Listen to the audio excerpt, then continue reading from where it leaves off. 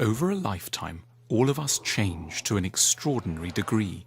From a physical perspective, we start off as a little bundle about 50 centimeters high, with cherubic features and elastic soft skin, and then we may end up, some 90 years later, as a stooped, grey, liver-spotted, 180 centimeter high structure. In the intervening period, every single cell in our body will have been replaced, often many times over, and will have gone through all kinds of experiences that perhaps leave almost no trace in memory. The 25-year-old won't remember most of what the 5-year-old felt so strongly about. The 67-year-old will only dimly recall what was on their mind as they approached 30. We carry the same name throughout our lives and consider ourselves as a relatively stable, unitary entity. But is it really right to think of ourselves as the same person? Once one puts it under a philosophical microscope, the issue of personal identity emerges as far trickier than at first assumed. So in what ways could we be said to be continuous throughout time? What does guarantee that we can plausibly think of ourselves as the same people over a lifetime? Just where is personal identity located? A standard assumption is that it's our body that guarantees our personal identity. This is the theory that a key part of what makes me me is that I'm housed in an identical body. But philosophers like to push this assumption around a little. Imagine if I lost all my hair. Would I still be me? Yes, sure. What if I lost a finger? Yes. A leg? Definitely. Now, what if a malevolent demon appeared and told us that we'd have to lose every part of our bodies, but could keep just one bit? Which bit would it be? Few of us would pick our elbow or belly button. Almost all of us would pick our brains. Now that tells us something interesting. We assume implicitly that some bits of our bodies are more me-ish, closer to the core of personal identity than others. And the most me-ish of all the bits are our brains.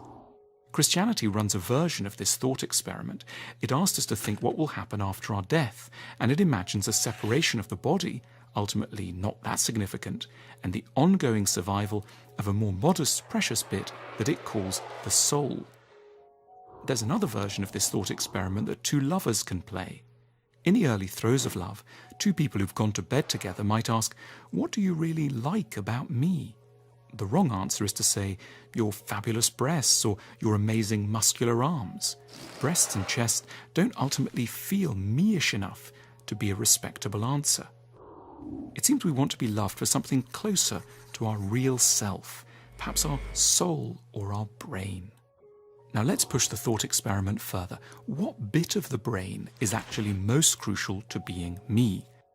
Let's imagine that I have a bump to the head and lose my ability to play table tennis. Am I still myself? Most of us would say, yes, sure. What if I once spoke Latin and lose the ability, or forgot how to cook asparagus with a light mayonnaise sauce? Would I still be me? Yes. In other words, technical capacities don't feel very close to the core of personal identity. What about other kinds of memories? A big part of making me me tends to be my store of memories. I remember the carpet in my bedroom when I was growing up, or the girl I was in love with at university, or the weather over Sydney as we came into land for my first Australian book tour. But what if these memories all vanished as well? Could I still be me?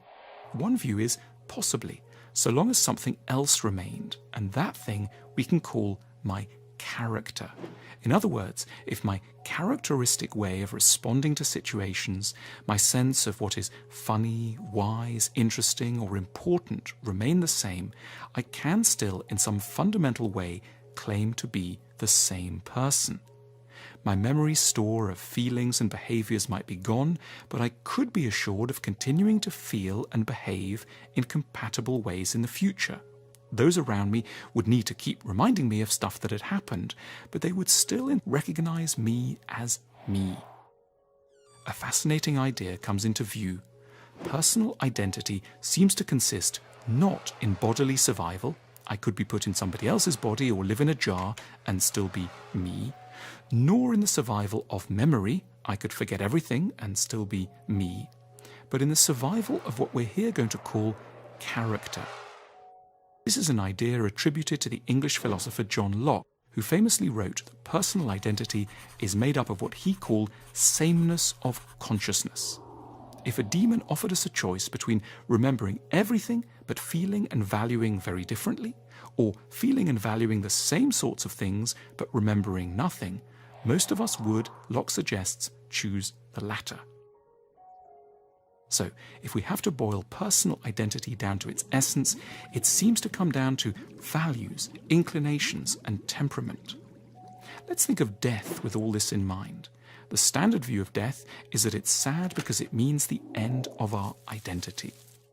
Now, it certainly does mean the end if we identify identity with the survival of our bodies or with that of our memories. But if we think that who we are is to a large degree about our values and characteristic loves and hates, then we are, in a sense, granted a kind of immortality, simply through the fact that these will continue to live on in our species as a whole, lodged here and there outside of their present home. Perhaps what we have learnt to call me was only ever a temporary resting place for a set of ideas and proclivities that are far older and are destined to live on far longer than our bodies. We might attempt to be less sad about death by letting go of the idea that we are a particular constellation of physical features. We are always, in a sense, far longer lasting, far more transgenerational as a bundle of inclinations and ideas. We will continue to crop up and live wherever those ideas that are most characteristic of us will emerge, as they must, in the generations that are to come. Focusing in on questions of identity has the paradoxical and rather cheering effect of making us both less attached to certain bits of us and more confident that the really important things about who we have been will survive, in a way, long after our bodies have returned to dust and our memories have been obliterated.